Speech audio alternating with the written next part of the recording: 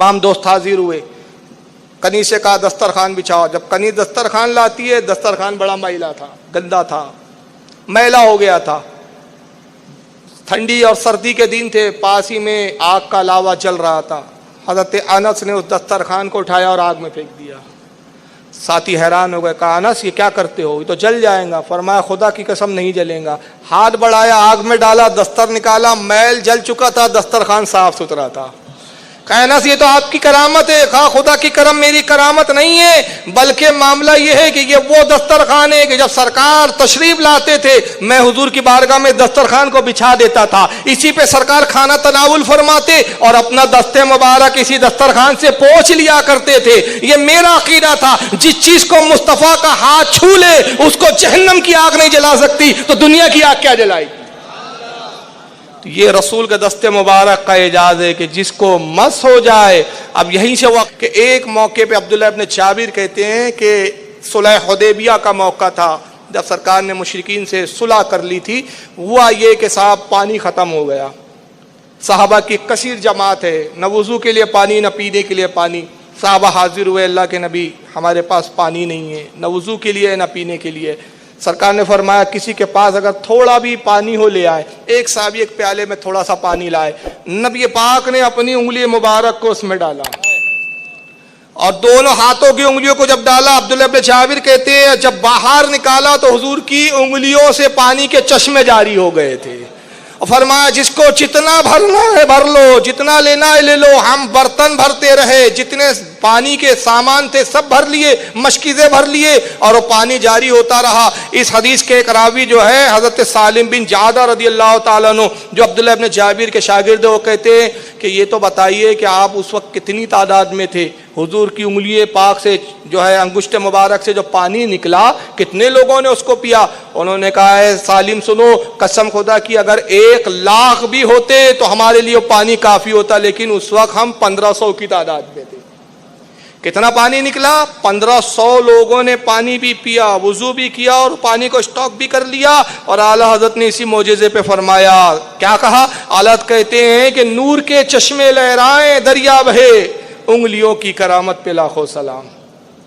اور سرکار کی انگلیوں کی کرامت تو یہ ہے کہ چاند کے ٹکڑے بھی فرما دیے، اشارہ کیا چاند کے ٹکڑے کر دیے، اشارہ کیا سورج کو پلٹا دیا۔ جس میں اثر کا عالم یہ تھا کہ آپ کا پسینہ بھی اتنا مبارک رب تبارک و تعالیٰ نے پیدا کیا۔ حضرت انس اور حضرت جابر کہتے ہیں کہ رسول اللہ صلی اللہ تعالی وسلم جس راستے سے گزر جاتے ہم حضور کی خوشبو سے پہچان لیا کرتے تھے کہ آقا اسی راہ سے گزرے ہیں۔ ہم حضور کی خوشبو سے راستوں کو پہچانا کرتے تھے۔ اور شاہ عبدالحق محدث دہلوی رحمۃ اللہ تعالی علیہ اور امام عبدالرحمن ابن جوزی، یہ دونوں جلیل القدر بزرگ، اس کے علاوہ اور بھی بزرگ ہے، امام سیوطی وغیرہ، یہ نقل فرماتے کہ آقا معراج پر تشریف لے گئے اور جب معراج سے آپ لوٹ رہے تھے تو جس میں اثر پسینے میں شرابور تھا، پانی پسینے پاک کے کچھ قطرے زمین پر گرے اور جب پسینے کے قطرے گرے تو اللہ تعالیٰ نے ان پسینے کے قطروں کو رائگاں نہیں جانے دیا، یہ میرے حبیب کے پسینے کے قطرے ہیں۔ یہ کہتے ہیں کہ ان پسینوں کے قطروں سے اللہ تعالیٰ نے گلاب کو پیدا فرمایا۔ یہ گلاب جو ہے حضور کے پسینے سے پیدا ہوا۔ خود اللہ کے نبی فرماتے، شاہ عبداللہ اشۃ الامات میں لکھتے ہیں کہ آقا خود فرماتے کہ جب تم میں سے کوئی میری خوشبو لینا چاہے اس کو چاہیے کہ گلاب کو سونگھ لیا کرے، اور جب تم گلاب سونگھو تو مجھ پر درود پڑھ لو کہ تم نے گلاب کی خوشبو نہیں بلکہ میرے پسینے پاک کی خوشبو سنی۔ آلت کہتے ہیں انہی کی بو مایہ سمن ہے، انہی کا چرچا چمن چمن ہے، انہی سے گلشن مہک رہے ہیں، انہی کی رنگت گلاب میں ہے۔ بتائیے جن کے پسینے کا اعجاز یہ ہو کہ ان کے پسینے پاک سے گلاب پیدا ہو، ہمارا پسینے سے بدبو ہو جاتی ہے۔ زیادہ دن اور پسینے میں رہیے، کپڑے بھیگ جائیں، نہایا نہیں تو لوگ بازو بیٹھنے بھی نہیں دیتے، مگر آقا کے پسینے کا عالم یہ ہے کہ سرکار کا پسینے پاک بھی اتنا متبرک، اتنا خوشبو والا کہ گلاب سی خوشبو اس میں پیدا ہو جاتی تھی۔ حضرت انس کہتے اس کو امام مسلم نے، امام احمد نے، بہت سارے علماء نے لکھا، میں حوالے وقت کی تنگی کی وجہ سے نہیں بتا رہا ہوں، لیکن بہرحال سب معتبر کتابوں کے حوالے آپ کے سامنے پیش کیے جا رہے ہیں۔ حضرت انس کہتے ہیں کہ رسول اللہ ہمارے گھر تشریف لاتے تھے اور اکثر دوپہر کے وقت جب تشریف لاتے سرکار آرام فرماتے تھے، قیلولہ فرماتے تھے۔ تو میری والدہ تھی ام سلیم، وہ ایک شیشی رکھی ہوئی رہتی تھی، ان کے بعد ایک شیشی تھی، دیکھتی جیسی سرکار کی نیند لگ گئی ہے، حالانکہ نیند کیا لگی، خدا کا کہتے ہیں کہ نبی کی آنکھیں بند ہوتی ہے، دل بیدار ہوتا ہے، غافل نیند نہیں سوتے۔ ام سلیم آتی ہے اور حضور کے جسم اطہر پہ جو پسینہ آ جاتا اس کو شیشی میں جمع کرنا شروع کر دیتی، آقا بیدار ہو جاتے، کہتے ام سلیم یہ کیا کر رہی ہو؟ عرض کرتی اللہ کے نبی خوشبو کو جمع کر رہی ہو سرکار، ہم اسی خوشبو کو اپنے کپڑوں پر مل کر استعمال کرتے ہیں اور قسم خدا کی ہم نے اس سے بہتر کوئی خوشبو نہیں پائی۔ ایک صحابی حضور کی خدمت میں حاضر ہوتے ہیں، امام ابو یعلا نے اپنی مسند میں، امام طبرانی نے معجم الاوسط اور امام ابو نعیم نے دلائل النبوت میں اس کو نقل کیا۔ ایک صحابی آئے حضور کی خدمت میں، عرض کہ اللہ کے نبی میری بیٹی کا نکاح ہے، اب میں بڑا غریب و مفلس ہوں، اور عرب میں خوشبو کا بڑا رواج تھا، خوشبو لگانا بہت پسند کیا جاتا تھا، بلکہ آپ کی اور ہماری زبان میں ہم بولے کہ گویا وہ ایک فیشن میں شامل چیز تھی وہ، اور جس دلہن کو خوشبو نہ لگایا جائے تو سمجھتے تھے کہ صاحب انہوں نے گویا شادی کا حق ہی ادا نہیں کیا۔ خوشبو کا بڑا امپورٹنس تھا اہل عرب میں، آج بھی عرب جو ہوتے ہیں اہل عرب خوشبو کو بہت پسند کرتے ہیں۔ تو کہا اللہ کے نبی میں اتنا غریب ہوں کہ میں اچھی قسم کی خوشبو خرید نہیں سکتا۔ سرکار نے فرمایا تمہارے پاس کوئی شیشی وغیرہ ہے؟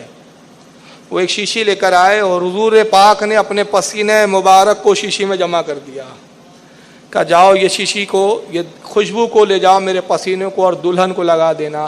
راوی حدیث کہتے ہیں کہ جب دلہن کو پسینہ لگایا گیا تو اتنی مہکی کہ پورا گھر مہک رہا تھا، بلکہ وہ پورا محلہ مہکنے لگا، اور اس کی وجہ یہ ہوئی کہ جب پورا محلہ مہکنے لگا، اور ایک روایت میں آیا کہ اس کی نسل میں جو بچے پیدا ہوئے ان میں بھی وہ خوشبو جاری ہو گئی۔ تو اس بنیاد پر صحابہ اس گھر کو، جس گھر میں وہ دلہن آئی وہ گھر مہکتا تھا، وہ محلہ مہکتا تھا، تو نام ہی رکھ دیا بیت المطیرین، یعنی خوشبو والا گھر، خوشبو والا گھر نام رکھ دیا۔ اور اعلیٰ حضرت نے اسی حدیث کی منظر کشیوں کی، واللہ جو مل جائے میرے گل کا پسینہ، مانگے نہ کبھی عطر نہ پھر چاہے دلہن پھول۔ اگر خدا کی قسم میرے حبیب کا پسینہ مل جائے تو پھر دلہن نہ پھول چاہیں گی نہ عطر چاہیں گی، کہ حضور کے پسینے کی خوشبو سے بڑھ کر کوئی خوشبو ہی نہیں ہے۔ اور یہاں تک کہ بول و براز، بول کہتے پیشاب کو، یہ بھی ادباً لفظ ہے، یہ سب یاد رکھنے چاہیے ہمارے لوگوں کو۔ حضور کا جو پیشاب شریف ہے اس کو پیشاب نہیں بولتے، ادب میں کیا بولتے ہیں؟ بول شریف۔ اور پاخانہ شریف کو کیا بولتے ہیں؟ براز۔ یہ سب سرکار کے لیے اور بزرگوں کے لیے یہ جملے ہیں۔ ہمارا بول و براز کیسا ہوتا ہے؟ بدبو اور تعفن والا، جہاں پڑ جائے کیڑے پڑ جائیں، کسی کھلے کمرے میں کوئی کر دے تو گھر کے لوگ بھاگ جائیں۔ مگر ام المومنین حضرت عائشہ صدیقہ فرماتی ہیں کہ نبی پاک صلی اللہ تعالی وسلم حاجت کے لیے تشریف لے جاتے، اور جب حاجت کرتے تو میں اس جگہ جاتی تو میں وہاں کچھ نہ پاتی تھی، یعنی کچھ بھی نہیں ہوتا تھا جو حضور کے جسم سے خارج ہوا ہو، سوائے خوشبو کے صرف خوشبو مہک رہی ہوتی۔ میں عرض کرتی اللہ کے نبی آپ حاجت کے لیے تشریف لائے؟ آقا مسکراتے کہتے عائشہ زمینی اچھی چیزوں کو کب چھوڑتی ہے؟ انبیاء سے جو کچھ خارج ہوتا ہے زمین اپنے اندر نگل لیتی ہے، وہاں کچھ نظر نہیں آتا سوائے خوشبو کے۔ تو یہ نبی کا آپ اندازہ لگائیے، جب آج کا یہ 2 ٹانگ کا بڑے سے بڑا وہابی ملا نبی کے پاخانہ شریف کا مقابلہ نہیں کر سکتا، یہ نبی سے برابری کرنے چلا ہے۔ مولوی جسے کہو آپ یا ذرا پیخانہ کرو، دیکھتے مجمع ٹکتا ہے کیا، اس کا خود کا مجمع بھاگ جائے گا۔ لیکن نبی پاک صلی اللہ علیہ وسلم کا براز شریف یعنی پاخانہ شریف، اس کا عالم یہ تھا۔ ام المومنین حضرت عائشہ کہتی ہے کہ جہاں حضور حاجت فرماتے تھے وہاں خوشبو ظاہر ہوتی تھی۔ آپ کی ایک لونڈی تھی ام ایمن، یہ حضور کے گھر میں روزانہ رات میں آتی اور جھاڑو لگا دیا کرتی تھی۔ سرکار ایک مرتبہ علیل تھے اور ایک پیالہ تھا آپ کا، اکثر آپ اس میں پیشاب فرما دیا کرتے تھے، پیشاب کرنے کا ایک پیالہ تھا، پیشابی فرماتے تھے اس میں آپ، یعنی بول شریف کر دیا کرتے تھے۔ اس کو امام حاکم نے لکھا المستدرک میں، امام ابو نعیم نے حلیۃ الاولیاء میں لایا۔ تو ایک مرتبہ سرکار سرد رات تھی، ٹھنڈی کے دن تھے، حضور نے اسی پیالے میں پیشاب فرما دیا اور پلنگ کے نیچے، حضور کی جو کھٹیا تھی اس کے نیچے رکھا تھا۔ ام ایمن آئی جھاڑو دیتے دیتے، اس پیالے کے قریب اب جھاڑو دیتے دیتے آئی تو پیالے سے خوشبو آتے ہوئے محسوس ہوئی. تو خیال کیا کہ کوئی شربت ہے، شاید کسی نے حضور کو تحفے میں پیش کیا ہے، لیا اور پورا پی لیا اس کو. آقا تشریف لائے، دیکھا وہ پیالہ خالی ہے. کہا ام ایمن کیا کیا اس کا؟ اے اللہ کے نبی خدا کی قسم ایسا لذیذ شربت، ایسا بہترین مشروب میں نے آج تک پیا ہی نہیں ہے. کہا ام ایمن وہ مشروب شربت نہیں تھا، وہ تو ہمارا بول تھا، پیشاب تھا. اے ام ایمن تم نے محبت میں پی لیا. اب سنو خدا کی قسم تمہارے اندر اور بلکہ تمہاری نسلوں میں کبھی پیٹ کی بیماری نہیں ہوگی. ان کی پوری نسلوں میں کبھی پیٹ کی بیماری نہیں ہوئی. اور ایک آخری بات اس پہ میں ختم کر رہا ہوں کہ نبی صلی اللہ علیہ وسلم کے حسن کا اور سرکار کے جسم اطہر کی پاکیزگی کا یہ عالم تھا کہ آپ کے جسم اطہر پر کبھی مکھی بھی نہیں بیٹھی. ہمارے جسموں پہ مکھی بیٹھ جاتی ہے لیکن حضور کے جسم اطہر پر کبھی مکھی بھی نہیں بیٹھی. امام قاضی عیاض فرماتے ہیں کہ حضور صلی اللہ علیہ وسلم کا جسم اتنا مقدس، اتنا صاف اور معطر ہوتا تھا کہ کبھی مکھی نہیں بیٹھی. اس لیے کہ مکھی گندی چیزوں پہ بیٹھتی ہے اور سرکار صلی اللہ علیہ وسلم تو معاذ اللہ گندگی حضور سے دور ہے. ارے جہاں سرکار آ جائے وہاں سے گندگیاں بھاگ جاتی ہے. حضور کی آل کا خود یہ عالم ہے تو آقا کا کیا ہوگا کہ حالت فرماتے تیری نسل پاک میں ہے بچہ بچہ نور کا، تو ہے عین نور، تیرا سارا گھرانہ نور کا. تو جن کا گھرانہ نورانی ہو وہ خود منبع نور ہے. امام قسطلانی رحمۃ اللہ علیہ قصیدہ لکھتے ہوئے بیان کرتے ہیں کہ حضور صلی اللہ علیہ وسلم کے جسم پہ کبھی مکھی نہیں بیٹھی دیکھی گئی، حالانکہ آپ بہت جسم اطہر کے اعتبار سے میٹھے تھے. یعنی آپ کی صفات جو تھی، آپ کی جو تھی مٹھاس تھی آپ میں. یعنی انسان کے جسم میں بھی ایک مزہ ہوتا ہے نا، کسی کا اگر آپ بدن چاٹے، بچے کو آپ پیار کرتے عام طور پہ دیکھا ہے تو کھارا پن ہوتا ہے ہمارے جسم میں پسینے کی وجہ سے، لیکن نبی پاک صلی اللہ علیہ وسلم کے جسم اطہر میں نمکین پنا نہیں تھا. امام قسطلانی فرماتے مٹھاس تھی مگر اس کے باوجود مکھی نہیں بیٹھتی تھی. اور حضور صلی اللہ علیہ وسلم کی بارگاہ میں مکھیاں حاضر ہوتی تھی. ایک مرتبہ ایک مکھی حاضر ہوئی اور حضور کے ارد گرد بھن بھنا رہی ہے. صحابہ نے سمجھا یہ بھن بھنا رہی ہے تو بھگانا چاہا تو آپ نے فرمایا نہیں، یہ مجھ پر درود و سلام بھیج رہی ہے. پھر آپ نے اس مکھی سے کچھ گفتگو کی اور کچھ الگ زبان میں. ظاہر ہے مکھیوں کی زبان اور ہماری زبان میں تو فرق ہے. صحابہ اس زبان کو نہیں سمجھ سکے.